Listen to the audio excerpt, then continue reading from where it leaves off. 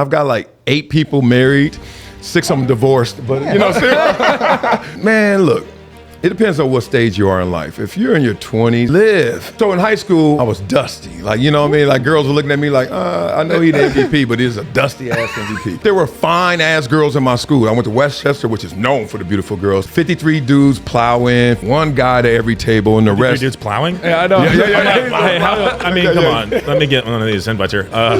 Keep going though. I'm sorry. Hold on. Nudes of who? Logan Paul's fiance. It's like every hour he drops a new picture with her with another guy. See, he's violating my only rule: protect the guilty. Like you can't be leaking the news. Yeah. Let's go, Marcellus. What's up, brother? Man, I'm doing great. Look at us, man. We're the memo, dog. Leg day, baby. Leg day, brother. Look at this. I want to address the elephant in the room. We have a Penn guy, a Vandy guy, and we couldn't do math. There's only supposed to be 3. Here, we have the 4 largest human beings. Seriously. I'm looking at the monitor. This is the last time I ever wear shorts on a podcast. 3 guys played in the NFL. Yeah. I didn't, and I somehow have the Thunder here.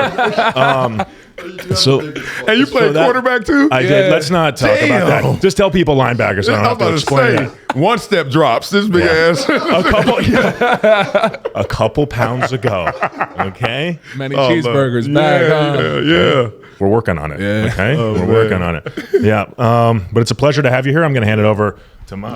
Thank you, brother. Bro, the first time I saw or listened to you was this radio show, podcast, the Dan Le Batard Show. I'm from Miami. Oh, there it is. And you'd go on his show and you do these bits where all you would talk about, not even anything sports related, just dating advice. Yeah. And I thought it was awesome. The Love Doctor. The Love Doctor. Yes, I remember. And this is like middle school Mo trying to figure out like, man, like how am I going to spit game to these girls? You know, I'm asking to borrow a pencil or something, trying to get like her not even Snapchat, like her. Her home phone number. Her AIM. Exactly. American Online. But I want to open up with like everything. A lot has changed since then in the world, but also like dating, social media, girls on OnlyFans. Like there's a lot of crazy stuff going on. They got OnlyFans up? Let me see. Oh, yeah. But what's your advice to a young man right now in the dating world? Oh, man. Goodness. First of all, it's a big question. That is a great recall moment. The Love Doctor. Crazy enough, I think my greatest skill set on the mic is either when I'm hydrated, I mean, I'm pounding a few and I'm rapping. I could freestyle my ass off. Bro? I'm top 5. But I gotta be hydrated. Other than I was going to say, I'm like, we got bars right now. Oh, yeah. See, someone got a beat going. Yeah. Booth in there. Yeah, I see. They almost threw me in there. They go, we may not have enough room. Yeah, I love the freestyle. I got some documents of that actually doing, but love advice, seriously. Yeah. I used to always all my homegirls would come over, my homeboys, and we all just sitting there chilling. And then I would just start talking about like what you should do. But it's only because I'm so real and I lead with my mistakes and then I just start talking through stuff. And then everybody's just like, yo, you really dropping jewels. And I've got like 8 people married, 6 of them divorced. But you know what I'm saying? Hey, you'll catch something though. You got a legitimate business going on. I know. Hey, look. It's like Hitch with Will Smith. Hamburger. Like, hell yeah. You got a whole business. Hell yeah. All else fails, dog. Trust me, the Love Doctor coming back. So my advice, man, look, it depends on what stage you are in life. If you're in your 20s, man, live. And the only thing I would say is like try and touch all 4 corners of the room. That means date everybody, date anybody that qualifies to what you desire. But make sure you had those real conversations first. Because a lot of times we live through those experiences. You hanging with somebody, you're thinking this, they thinking that, and you know it, but y'all ain't talking through it. That's when you have different expectations, different realizations, and then that's when the trouble starts. So as long as we're on the same page, hey, look, me and you about to go over there. We good? Yeah, we good. If not, don't have somebody thinking of marriage and your ass thinking about tomorrow I'm out. Yeah. It's not going to end well. Wow. Yeah, that's problematic. So basically just setting boundaries from the beginning. Like how early? Like what? First date, like first few times? I wouldn't even say boundaries. I'm just saying, where are you? Like expectations. Here I am. Yeah. That's good. All right, we're in the same When does that come up? When does that come up? Shit, hello. What you talking? What else y'all talking about? What's your favorite color? Like, who gives a damn? Like burgundy. I don't care. Look. What are you thinking in this world? Because seriously, I used to have so many relationships, friendships, hookups, whatever you want to call them, but we defined them. And my wife, I've been married 9 years, and she said, thank you, brother. It's just hard as hell, brother. I thought lifting 500 pounds were hard. So Our second date, she always goes back to and says, I thought you were going to break up with me because I was keeping it real. It was our second date. I already thought that she was amazing. You know, you're thinking visions of grandeur. I'm like, yo, it's going to go down. Me and her, oh, she's amazing. And then I just started talking that real. She was like, yo, I've never seen a dude come in so damn hot. And I was like, because I ain't got time to waste. Even if it's going to be some meaningless time. It's like, I still want to define it just so that you're not let down and I'm not let down. Oh. See, but I don't think girls are built like that right now. Like, it's don't all, do that. You know Don't be that guy. Things are different. Are you built like that? Yeah. Well, then a woman is built like that. No. You the dude that walk in the club talking about ain't no good girls here. I'm like, are you a good dude? Well, if you're a good dude, it's a good girl here. Law of attraction. But okay, talk yourself out of it so you ain't got to be responsible. Do you, dog? Do you, Mo? All right. Yeah, let them know your game. Let them know. You got to get this game. Uh-oh. What? He's a good looking dude, though. I ain't gonna lie. Yeah, you got a little Christopher Reeves going on, a little Superman look. I know that shit work.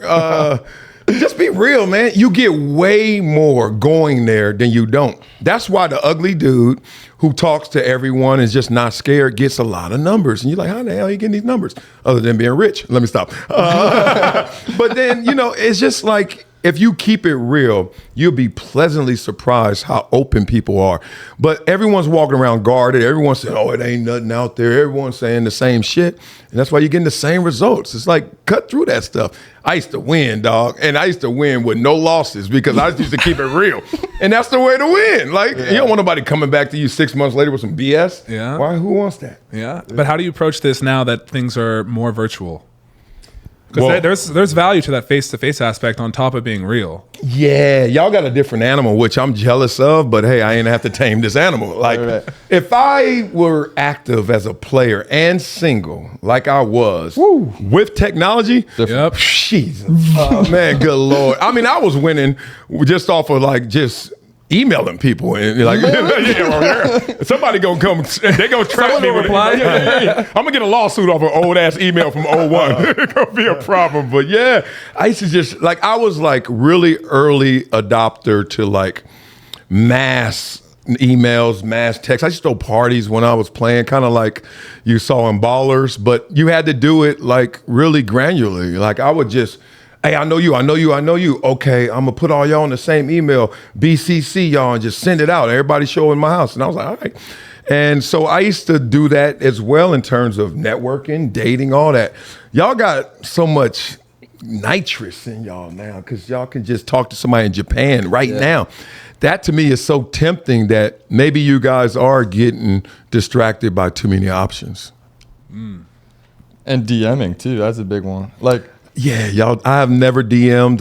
Yep, I got receipts. No, I've never shot my shot like an emoji. Like, hey, Right. First of all, I'm like, hell no, that's cornbread. That's corny. Fuck that. you think that's corny? It's corny for me because I used to walk through the Fox Hills Mall, say, excuse me, hi, how are you? What's your name? You know, That's a lost art though. Like going up to a girl in person, that's a lost art. it's a lost art, but it's working harder, not smarter too. Like, dog, why go to the mall to act like you're gonna buy something to just really talk to 3 girls and get their numbers when you can stay at home, get 300 numbers, and then be like, yo, let's go at it. And that's what y'all dealing with. And I'm glad I ain't had to deal with that because, man, I would have been lost and distracted with all The that. girls are now coming out like they're already moving different too. Like Oh, they they just moving there. Let me hear this. no. I'm. What are they doing? I dropped Keep in. telling you something. I dropped in on someone was talking about podcasts and they're like, you know, how there's people out there that only, you know, they would go to, like you saying, you're gonna go to the mall to talk to somebody. Girls know that they're doing too, and they'd be pulling Oh, out. hell yeah. Yeah, but That's why I'm saying keep it real. Yeah, well, they're also just like, I'm gonna sit back and I'm gonna just collect DMs and I'm gonna sort through which ones I want. And what's wrong with competition? Anybody? Oh no. Okay, that's the game. No, but Like, I'm saying- trust me, I can run. I'm gonna win this race. Like, Would you find that distracting though? Because then you're gonna have to, like, you would put more focus on building that profile and you know, almost like creating that image instead of when you were like, I can just focus on me and I'm gonna be real and I'm gonna pull up. Yeah, I get where you guys are now because most communication is nonverbal, and it's hard to read. And it's hard to read a person when they're just an avatar or a profile. Like, you don't get the subtleties. Like, we talk all the time. We text all the time. But now it's here. It's like, oh, shit, he does look like Superman. Like, you know what I mean? Like, it's a whole different animal. So, you know, like, girls are sitting there saying the same thing. I am not mad at a woman who has the most natural talent in this world, which is just the gift of life and the beauty that they possess. And we're like, all right, we got to build ourselves up with confidence. And sometimes we got to build ourselves up in stature. We got to build ourselves up economically, all this shit. And if you're a pretty girl at 18, built or not, that shit working there. It's opening up every door. And a dude got to go run a 40. He got to get a contract. It don't matter your haircut. Like some dudes, like, probably Mo. Like some dudes like this pretty like everybody, like they can walk in the door. And then the girl's still like, okay, potential. But then she started hearing if he ain't fresh, she'll be like, But a beautiful girl, you say potential. And then she ain't fresh, you still say, oh, well, I'm going to figure that shit out. Right. So girls have the most natural gift in the world, man. The ability to make life and also just be beautiful. I have a question about your mass emails. Were you sending the same email to 300 different chicks? Okay. How did you manage that to hit every single, keep it vague enough, but still, hey, I'm interested. Oh, you're hilarious. Okay, so those were just the mass emails to get them to the party. It wasn't like one-on-ones. No, I didn't do that. Those are my boys as well. Like everybody's on there, but I didn't want you to see someone else's email and then try to hijack my girl. So, like my girl was on there and my boy was on there too. But the mass emails really worked the networking. Here's a real story. When you're in the league, you got to go to all those VIP luncheons and, the opening kickoff luncheon with the sponsors, right? Yep. So the whole team is on the buses and 53 dudes plow in, 53 tables. So it's like one guy to every table and the 53 rest. dudes plowing? Yeah, I know. Hey, come on. Let me get one of these invites here. Keep going, though. I'm sorry. Like emails. I mean, this is going to blow up. Good thing you're doing the podcast thing because I think it may have dissolved with Fox if we would have done this. I'm going to be here all day. Yeah. So we're all in there. You're so stupid. So we're there, one per table, and everybody gets like 6 CEOs and then you, right? You're eating there, the chicken gala. You're just, all right. And you're chopping it up. And I always loved those because I always respected that everyone there was contributing to the community in a great way. CEO of this, VP of there. But my teammates didn't. Most of them didn't. But they ain't go to Columbia either. It was a whole different animal. Yeah. So I'm not mad. I'm just sitting there like, these dudes are clowning. So we sending out our bat signals like, ooh. That means like it's time to go. You sitting next to the CEO of fucking Verizon. This motherfucker go, ooh. So we clowning. But I learned something. So I would get all the business cards I could. My whole table, go to my boys' table, grab some as well. And then I would go back. And I had 2 cousins, we call them the Nizzles. And my 2 cousins, I would pay them a couple $100 and I'll write the email. And I said, all I need you to do is send this email to everyone. Basically, it said, it was great meeting you. Love to stay in touch with you. Here are a couple of tickets to any game you want, just let me know. And I sent that out to everybody, hundreds, maybe thousands of people. Only one person ever responded with the wish of tickets. Wow. Everyone else responded like, oh, amazing, thank you, you're so sweet and so generous, appreciate you, anything I can do for you, let me know. Now, this is a person that I'm gonna end up saying something to, especially when I retire, like, oh, well, I have this project, I have this program, let's connect, let's build business. So it worked. That, like me clowning, me sending mass emails to holler, also was the same route that I took when it was time to network. And that's why when I was able to transition from playing to broadcasting or just building my foundation, et cetera, I had relationships because you got to say hello at the right time. But too many players say hello when it's time to say goodbye. Yeah. I noticed the same thing. Like, that was one of the biggest pieces of advice I got when I was at Vandy. It was this guy, Benji, was the backup quarterback to Jay Cutler. Jay beat him out, so obviously he didn't get a chance to play. But so he works in finance now. I had lunch with him back, 5 years ago. And he was like, because you know how the boosters are going on the jet with you. Yeah. And they're at practice on the sidelines, but usually you're so worried about what you're doing. And you think you're big time, like, I don't need a network. Kind of like what you were talking about with your teammates. And he was like, you need to do the exact opposite and literally talk to everybody possible. And that's what I started doing at Vandy. Yeah. So it's cool that you started mentioning that. Yeah. And like people that I wouldn't even think would respond started responding to emails just because I was a current player. And then like you said, like once you're done playing, it's like, it kind of seems like you're more desperate more than anything. Yeah, it's the levity, man. Let me bring some levity to it, I should say. All right, so in high school, I was smaller. I was a running back. I was dusty. Like, you know what I mean? Like girls were looking at me like, I know he the MVP, but he's a dusty ass MVP. Right? What does dusty mean? What do you mean? Like just nothing special. Like Okay. you know, if you ever watch Different Strokes, like Dudley or like I'm too old for y'all. Like regular ass looking dude, right? It's fine. But there were fine ass girls in my school. I went to Westchester, which is known for the beautiful girls. Then I went to St. Monica. Oh, yeah. Beautiful girls. And you know, I had girls I dated, but then I was like, damn, there are girls I like and they don't like me back. Like not naturally, right?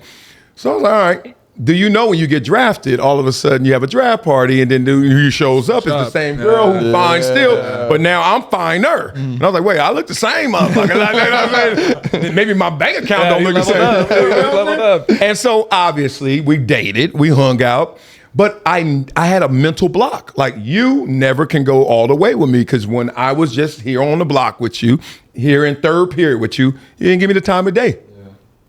I give you that same story because it's the same with networking. Like a dude who's a CEO, he's sitting there on $80 million of bricks in a bank account. And here you are just a punter, or here you are a linebacker making plays, and you're not speaking to him. And then when you finally come around, because he knows that you running short or on your luck, and it's almost at the end, and then you try to holler, that's just how you feel at your draft party. All the pretty girls trying to holler again. You're like, man, I ain't trying to hear that. So then you have that limit. And then he hooks up the guys he's with. It's either the cronyism or the nepotism. He hooks up those who are in his circle, or he hooks up those that he respects. And then you're sitting there like, damn, I used to be the man and you don't respect that. He's like, nah, you used to be fine too. And now your ass over here trying to holler just because I got some dough, and you don't want to be in that circle. And is that how you got into sports media after playing? Just from like building those networks? Like, did you know you wanted to do that? Or was that just kind of like a natural transition they asked you to? Because you were doing a good job with your post-game press conferences, right? That's what you were saying? Yeah. I didn't know there was an NFL when I was growing up. Like when I first played football, I had no idea, like day one, I'm doing this to one day go pro. Like I thought that was like a TV show on TV. Like literally, I'm like 8 years old. And the only reason I played is because I was fast and crazy. Like I would just be in front of the house and I would dive for balls, land on your car. Oh, sorry, car. You know what I mean? Like land in the bush. Sorry, bush. You were know? that crazy kid that just like hitting people? Yeah. I ain't care. And I was fast. So it was like, it just came to me. And one day my friend said, hey, dog, you need to play football. And I was like, yeah, where? I'm like, I'm 8. Where in the hell you play football? I didn't even know what it was. And he was like, oh, you need to sign up. So I signed up at Inglewood and realized, oh, this is a thing.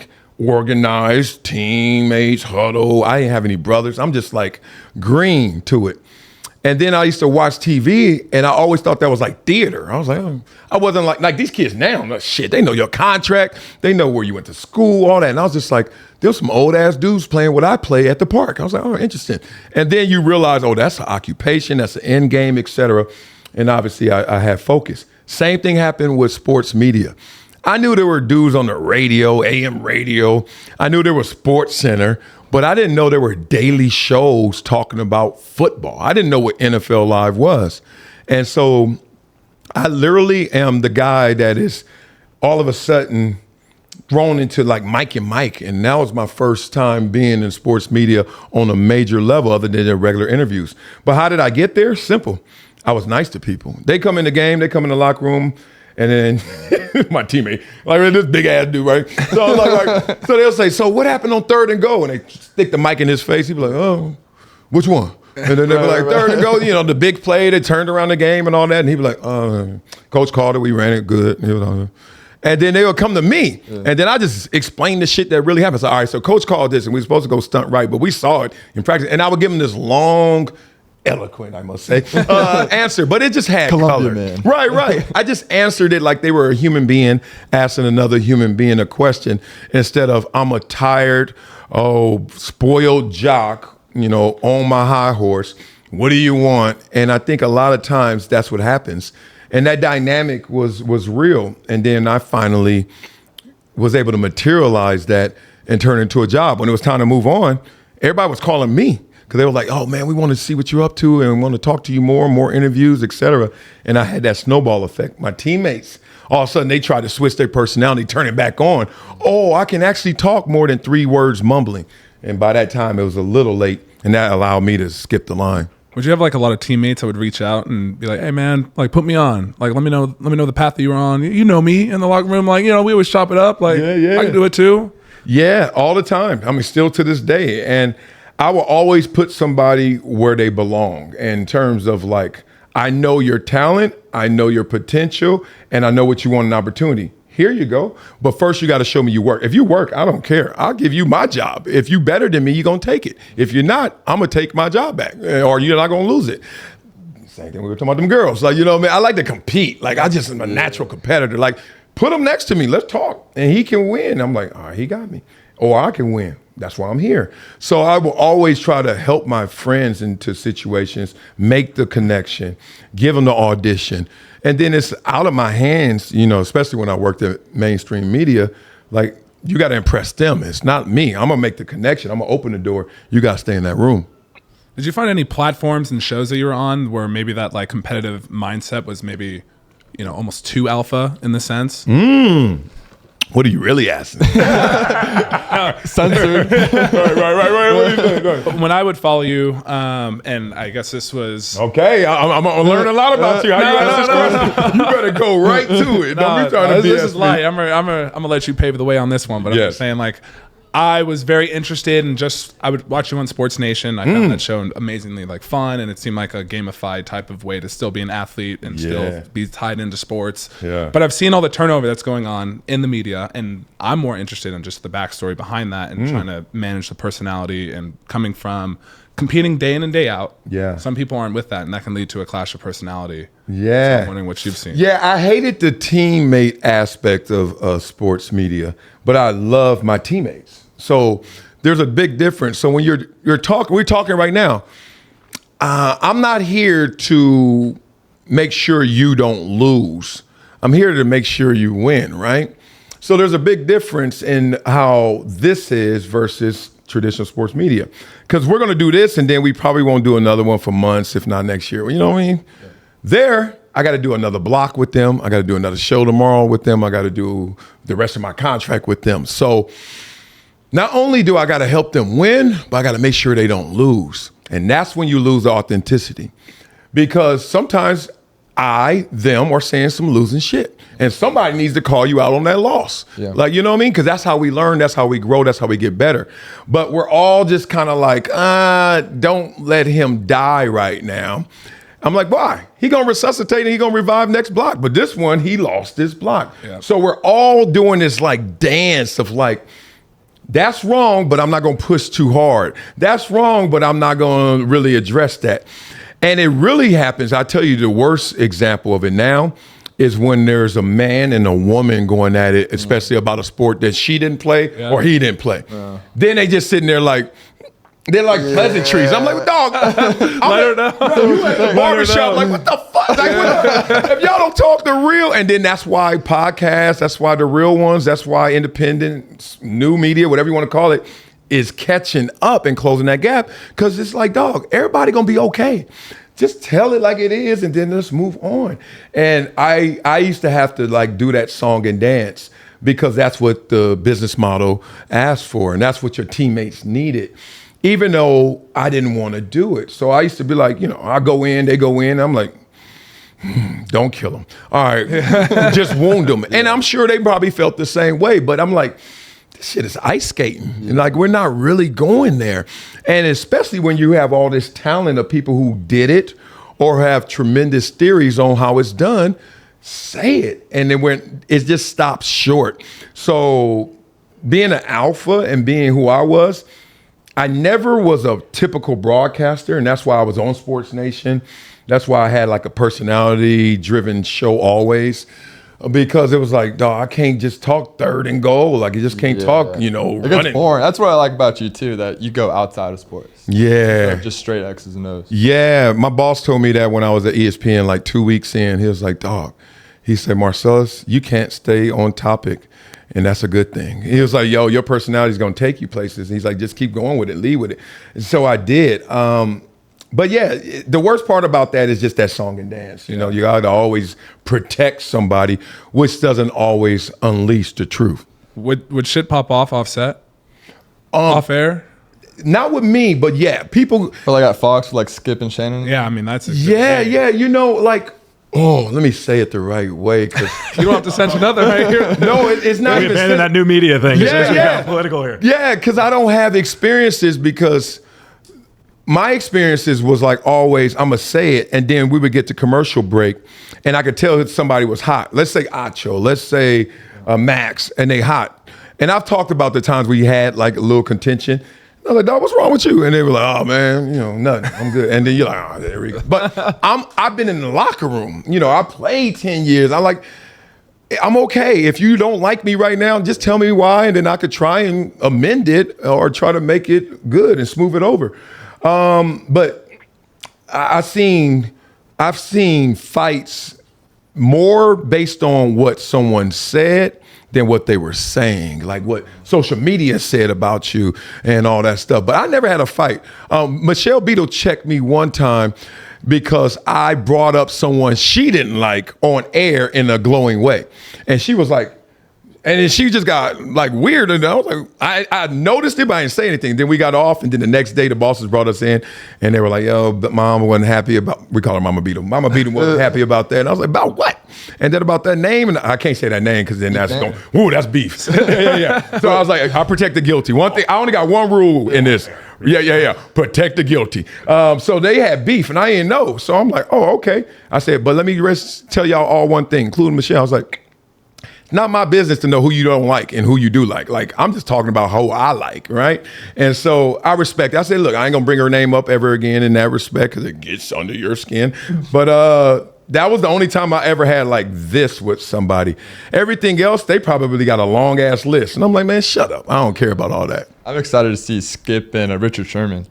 That's gonna be wild. Yeah, Skip gonna realize how far he need to put him on the other side of that desk. He's slapping around. How does that work though? Because like, I mean, Skip obviously hates Sherm. Did he hire him, or like obviously he's got a ton of input in that? Yeah. Is he just saying like this is gonna get crazy views, so like let's just run with it, even though I don't like you? My theory is I don't know that exact answer, even though I know the people that make that decision. My theory is after Shannon left, Skip was taking some PR hits, largely because people were saying Shannon left because he outgrew Skip. He outshined Skip. Yeah. Skip looked like the old salty, get off my lawn, 71-year-old broadcaster, which I didn't fully feel, but I was like, I see that perception.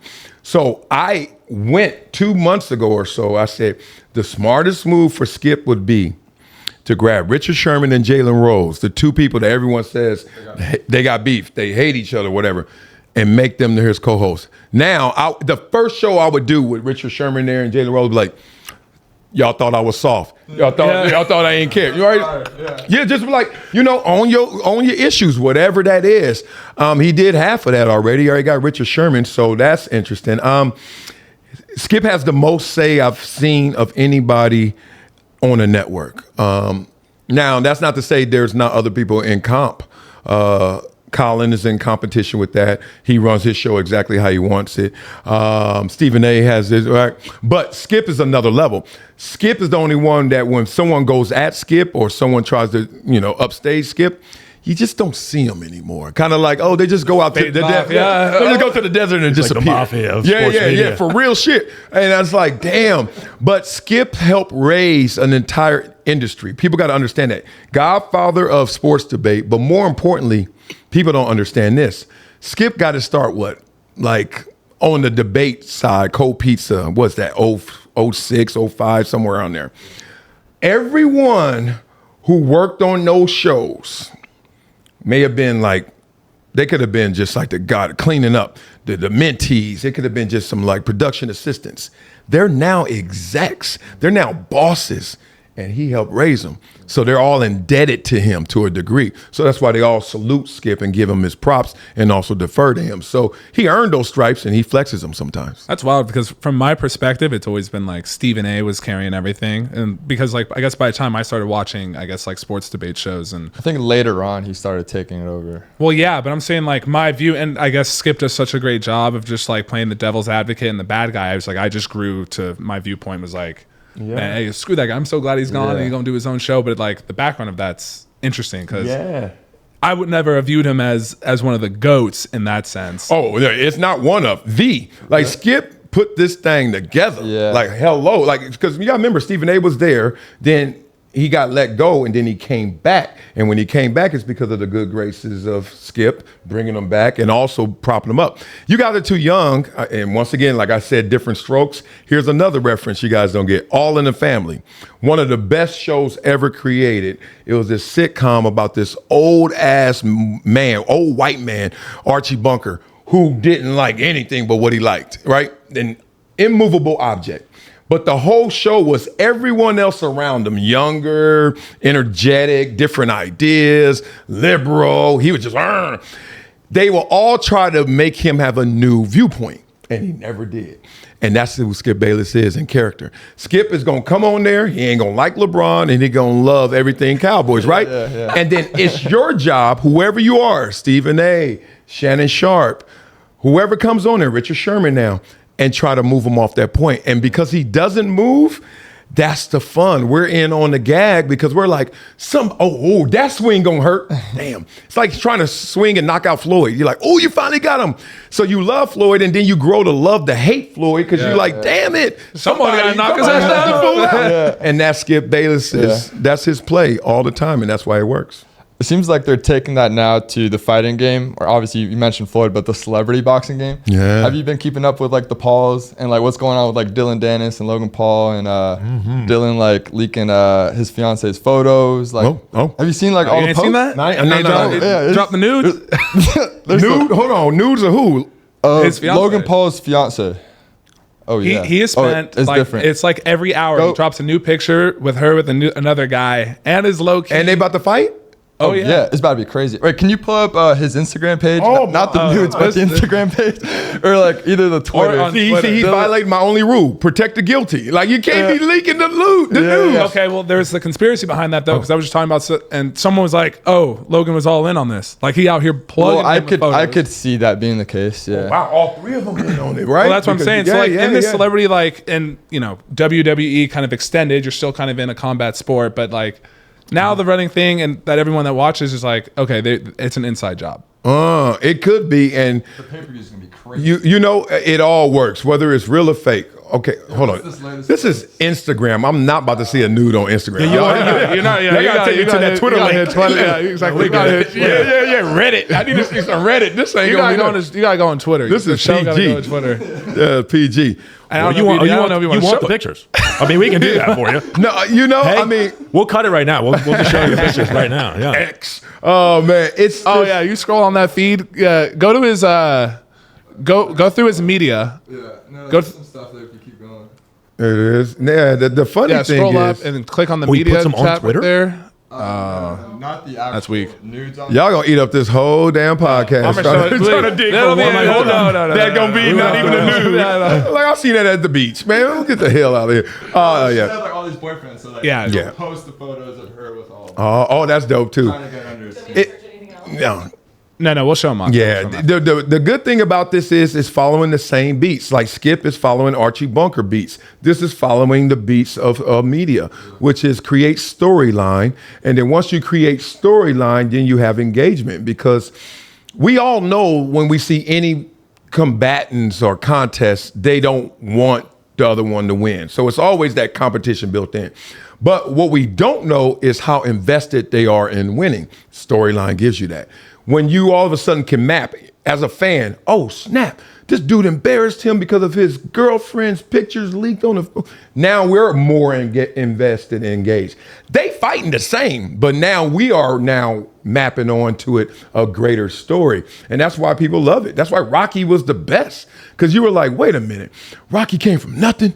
Oh man, I'm from nothing. Oh man, go Rock. It's relatable. Right. And then when he made it, you're like, oh, he fell off because he stopped working as hard. And then when you saw him against a machine, Drago, you're like, oh snap, Rocky, you could beat the machine. We all can. You know, it's just storylines, man. It's pretty. You don't have any pictures that might surface from previous. I would bet maybe They somebody. didn't have panorama back then, so you probably couldn't fit the whole thing in there. I'm so sorry. Take it back. got a 110. That 110 out there. got the Polaroid. Oh, yeah. I'm like, girl, stop that. I'm like, no. Nah, I wasn't that guy. Whether you call it freaky or not, I ain't want receipts. I protect the guilty. Like I go to weddings and I just, watch them saying, yes, I do. Yes, I do. And I'm like, ooh, I did. But I ain't saying nothing. Like, I judge dudes who want receipts. Girls too, but it's usually the dudes. I'm like, dog, why you want receipts? Like, live your life and be unscathed. Like, I messed with her. She messed with me. We did that. Now you're going to go over there. No. I messed with her too before you. I'm like, shut up. So if there are nudes of me out there, that's on them. And when they come out, oh, yeah. The Compton in me going to come out too. Yeah. I'll let them know. Oh, that's funny. Would you ever get in one of these fights? Like if someone else, like a retired player, like someone in the media called you out, like not Skip, let's say Shannon called you out. Hell no. I ain't fighting nobody. Skip too. Acho. Nobody. Skip, hold on. If Skip calls me out and I ain't fighting him, I ain't fighting Acho big ass. I ain't fighting Shannon bigger. No. Let me tell you what if it's like $100 million or something crazy? Huh? Yeah, no. They come with a check. They come with a crazy check. Yeah. And just know with the alpha mentality too, you have to take the L. You got to do it for $100 million. Let me give y'all the backstory of why I am no until I see the check. Don't be talking about the check. You ain't about to talk about the check. If you give me $100 million, maybe. Hell yeah. Maybe. Let me tell you why. I don't like fighting. I am not a fighter. I used to train at Wild Card with Freddie Roach, Pacquiao downstairs. I don't think people understand. You can get fucked up getting hit. And so I used to train, and they're always, Ernie was my trainer. He's one of the Wild Card trainers. He's like, we got to spar, big dog. We've been working years. I was like, I ain't getting hit by nobody ever. And then so he's like, dog, so what are we doing this for? I was like, I'm just doing it because I went drinking last night. I got sweated out. What the hell are you doing it for? I'm not about to be no champ. So I don't like fighting. However, $100 million make That'll make you do something. Yeah. They pay away that pain. But I'm not a fighter. Yeah. I wouldn't want to do that. I can't. Speaking of unfair fights, I wanted to ask you about your experience at Columbia, because I know Lou went to Penn, and we've talked about the jump when you went to the SEC.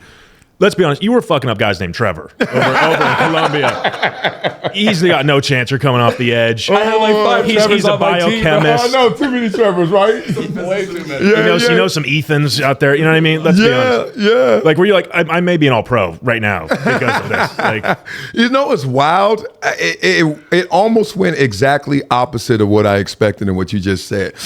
Because when you're the man. So imagine I'm balling. Like my junior, senior year, really, like they saw me coming and it was like, all right. So I can imagine their prep was a big whiteboard and then put my number up there and then circle it. And so every play was like, shit, where all these dudes coming from? Like it's only 11 on the field. Well, I got 12 on me. guys, he's from Compton. Let's block him, please. And they were coming everywhere to the point, this is crazy. My senior year, I had 6 sacks. Now, everyone expected me to have 600. Yep. I got drafted in the second round from Columbia. They're like, so I got to the NFL. They're like, how many sacks you had last year? 90? Yeah. I was like, 6. But then you get into the league because you're not just the only number they're writing up there on their whiteboard. I have 13. I have 10. I can do that because it's like, damn. 1, I figured it out, had better skills. But 2, there's other dudes. Bruce Smith is over there. Go block his ass. You know what I mean? Stuff of that nature. So as much as I wish that my ego would say, yes, I was out there destroying cats, they were getting some hits in on me too. I was in the fight. I won the fights, but I knew I was in the fight. Was your confidence from that jump there, or because you're obviously a cerebral guy, you said you weren't necessarily the most athletic person growing up to where you would assume you would be an NFL player. Yeah. When you made that jump and you proved, hey, I'm as good as these guys, what was that like? Yeah, I always had the confidence. I didn't have the moments that gave me like the understanding that what I believe I can achieve. I didn't have those moments. They were all living in my head. I was like, I never, because I had teammates, friends, big schools. I had homies at SC, all this stuff. And we would train every summer. Now, wear their ass out. And then they go to those big schools and they get way more attention than me. And I was like, damn, I know I'm as good, but I don't have these moments to show the world. And then I had a couple, East-West Shrine All-Star game. Then I remember, put my hand in the dirt, and coach was like, all right, we got to do some one-on-ones. And put my hand in the dirt, DN, and a tight end. There was a tight end from Notre Dame. And the craziest thing was, I don't remember his name, respect to him. He put his hand down too. And I remember looking up, because they about to say, go. And I looked up, and it was that golden helmet with those fucking flakes. And I was sitting there like, this is it. Like, I mean, it literally came from the heavens. Like, this your moment. Gold flakes right in front of you. And then he blew that whistle. He said, go. And I lit his ass up because that was all my moments in one. Yep. He had 11 games his senior year against top competition. I had 2 reps in practice against the Notre Dame guy. And then from there, I balled out in that game, combines, pro workouts. Then you get to camp and you realize all you have to do is translate what you have to what this calls for. And that meant I was stronger than these guys. I was faster than most of these guys, but they were better than me. It was like, damn, I got to translate this weight room to this field because they had old man strength. Yep. They had real muscles. I got a wife and kids strength, and I bench press strength. Yep. So I had to learn the skills and the craft. And once I learned that, then things started to roll until the injuries started to add up. But other than that, never a lack of confidence, just a lack of moments and opportunities to access to show the world. And what led you to choose Columbia? What led you to go to Penn, big ass? Let me hear that first. Yeah, that's a long-winded story right there. But I was 17 at the time, and my parents would not let me go anywhere else, and they're both from the East Coast. And once they watched me turn down all the other Ivy Leagues, I mean, I legit had my parents crying when I told Harvard no. But I was offered by half the Pac-12, and I was set to stay and be a Cali boy. Oh, you're going to Stanford, though. Exactly. So I told Coach Shaw the day before signing day, like, I'm in. I'm gonna see you there. I'm announcing on Fox Sports, like right outside the Rose Bowl. Like I'm in. Wow. And that whole process was long, but I ended up at Penn. And I'll look back and I'm like, that was the best thing for me for sure. I'll make that decision 10 times out of 10 again, knowing my whole process. Yeah. There's a bunch of ifs, ands, and buts that kind of come with that. But of course, nothing's perfect. Yeah. Yeah, man. Next time I should go first. Your story's better. Damn. Good parenting right there. For me, if I could make it a shorter answer, it's being from where I'm from, the hood, the adversity, and everyone that I saw, uber talented, super skilled, ballers after ballers, coming back with a story that wasn't them realizing their dream, realizing their goal, whatever it was. Coaches tripping. Oh, they didn't recruit me. Oh, man, I got hurt. Everything kept coming back like, damn, none of y'all gonna make it? And I kept making that analysis of like all these guys in different levels, guys I played with. I'm like, he didn't make it. So then I started to say, man, there's gotta be a different way. And I was like, there is a different way. One, if you're good, they'll find you. They're $1 million scouting departments for a reason. They on the road. They don't see their wives for 9 months for a reason. They looking for your ass. So stop saying, oh, they ain't come to, nah, you ain't good enough. It's okay. All right, so I knew that, one. And two, I didn't want to come back with that excuse. And I was like, I'm going to have the highest safety net I can in academic reputation to go with I'm good enough to ball. And if they're that good, they're going to come find me. So just didn't want to come to the hood with a sob story.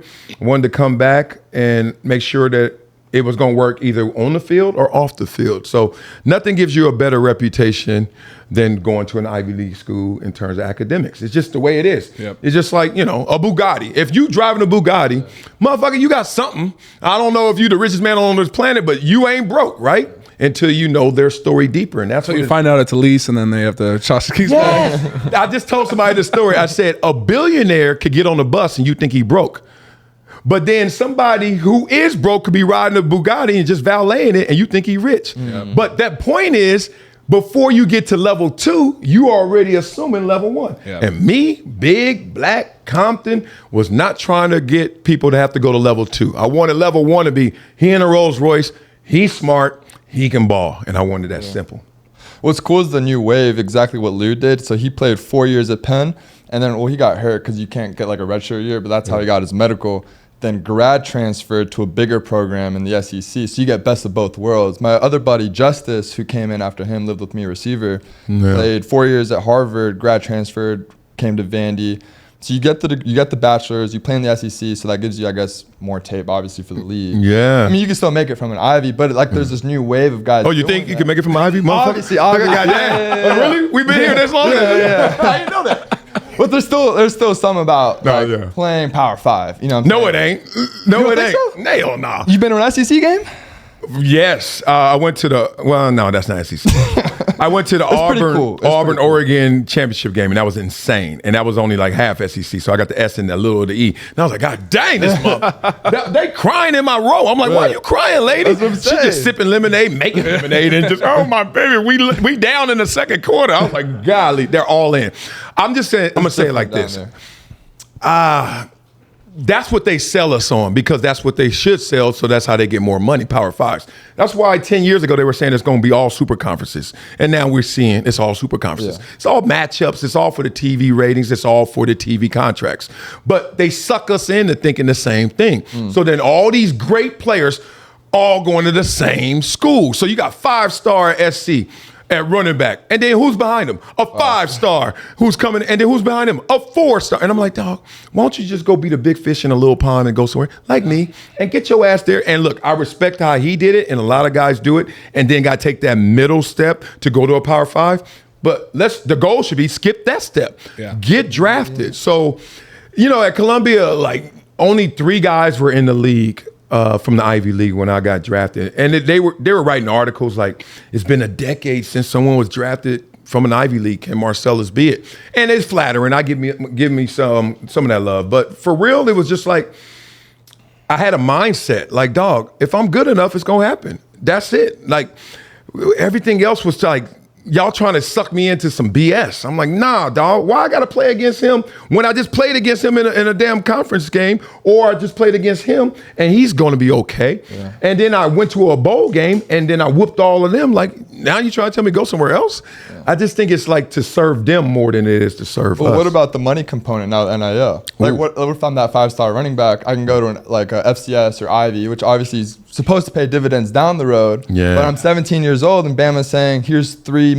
He's $4 million. Oh, yeah. Like, I mean. No. I didn't have crazy. NIL. Yeah. But NIL, I'll be like, nah, mama, I holla. I'm going to that NIL money. Look, the Ivy League is talking through it. They're not there. If the Ivy League has NIL money, top. It's problems. Y'all got problems because we have the most money. Well, yeah. No. Not for football, but like that's overall. That's what capped the Ivy League is when they started putting restrictions on who we could take in. Yeah, and that shifted the whole alignment. It's the same thing with Vandy. They have a ton of money, but it's not allocated to the athletic department. Like, go look at Vandy's football facilities. That's the point. Then you make the shift back. No, if they made the shift, then yeah. But they're not going to. I don't think. Yeah, that's his point. Yeah, I don't think so because their reputation. They're making so much money without the reputation of being great in sports, great in football. So why, if it ain't broke, don't fix it. That said, if they wanted to get greedy. Oh, if they wanted to, yeah. Because who won the most championships in football ever in history, right? Probably Harvard or something. Yeah. There was like 3 teams playing. That's my point.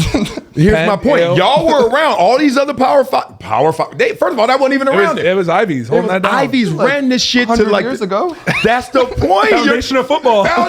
They invented football. Right. They ran it to like the 1950s, and then they made a conscious shift to lean into academics, which has benefited them more than Power Five because they get the billion dollar endowments. Yeah. And now they're like, we lean that way. If we want to deploy resources, Bob Kraft, who went to Columbia, decides like, all right, here's the check for the NIL. Yeah. It's a different animal. So when I graduated Columbia, there were 3 players in the league and 6 owners from the Ivy League. That's an insane stat. It's a whole different animal, man. But now you flip it, Power 5, there are 1,000 players. How many owners? Well, I don't know. Not as many, like in terms of proportion. So I just talking to these high schoolers, don't get sucked up into their game fully. Play your game as well. NIL counts. That's real money. Sweet. All right. You got anything? I'm good. All right. We should wrap it up. Yeah, I know we're getting close on time. It's important. Y'all sound like Drake at the Hollywood Bowl. You're like, is it 11? No, it's 10:58, mother. Get on stage. I ain't paying that $100,000 right there. Right on the dot. No, thank you, brother. That was awesome. That was so much fun. No, love for you guys, man. What's next? It's crazy how I met you at the rehab, and now we just made it happen. Yeah, how you feeling? No, I feel really good. Yeah, I'm 100% on the Achilles. Yeah. Just ain't nobody know what's going on. Yeah, break it down. Just like we got to keep that on wraps. I said I'm 100%. I know. Then you start saying, I tore my Achilles too, so I get it, man. Walk around. It's a grind. Yeah, you got to walk around with those thong sandals, man. And grip. Yeah, that part. Yeah. Never- they don't Yeah, get you these put thongs. the ones with the G-string For what? sandals. Oh, because like your it toes? makes your feet grip. Because that's what you lose. You lose a lot of that foot strength, the gripper, and on top of that, just the flexion. But you're 100%. You're great, man. Yeah, it's a whole different animal. Cool. My dog. Appreciate you guys, Appreciate you. man. Yeah, pleasure. Yes, sir. All right. What you call him? Miami Mo? Miami Mo. Catch him out. Oh, man.